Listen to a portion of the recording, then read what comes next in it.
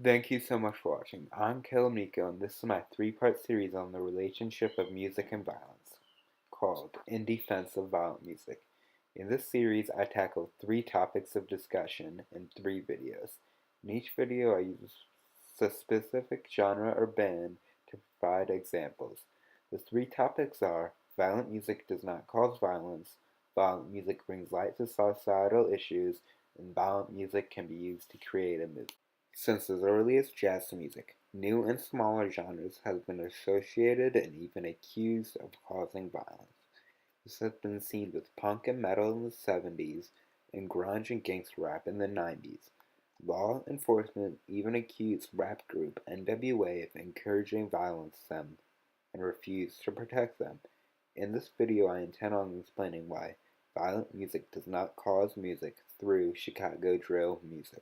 Let's first look into the science of violent music. A study by the American Psychological Association, or APA, looks into this question.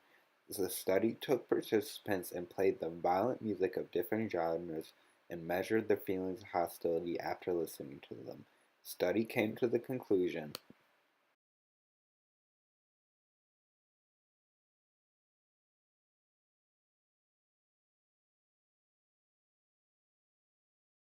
Now, yes, it may look as if we have our answer right there.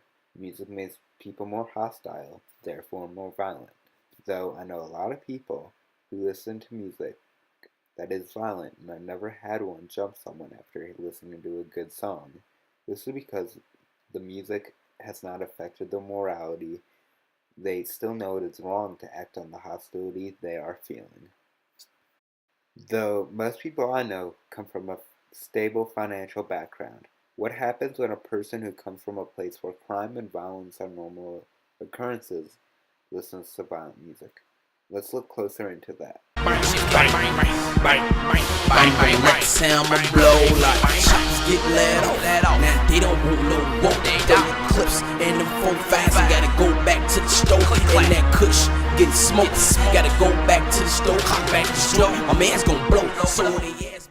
That is Chief Keef, a rapper from Southside Chicago, one of America's most violent areas.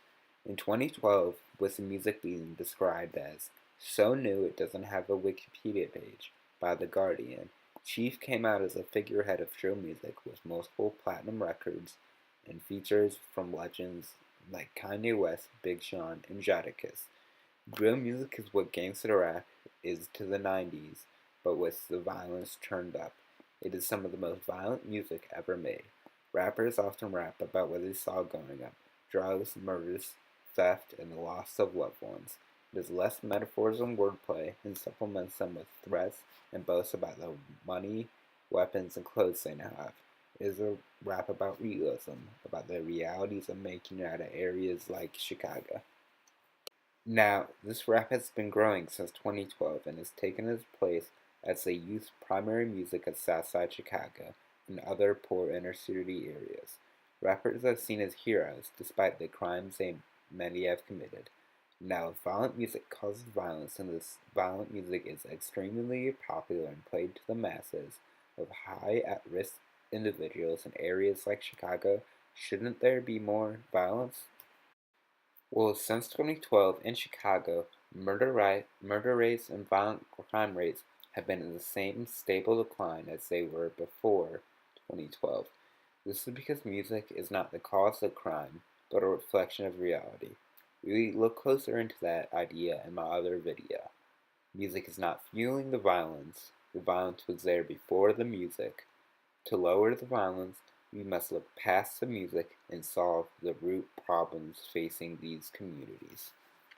Thank you so much for watching this episode of In Defense of Violent Music. Be sure to catch our other 2 videos. Violent music can create a movement, and violent music can bring light to societal issues.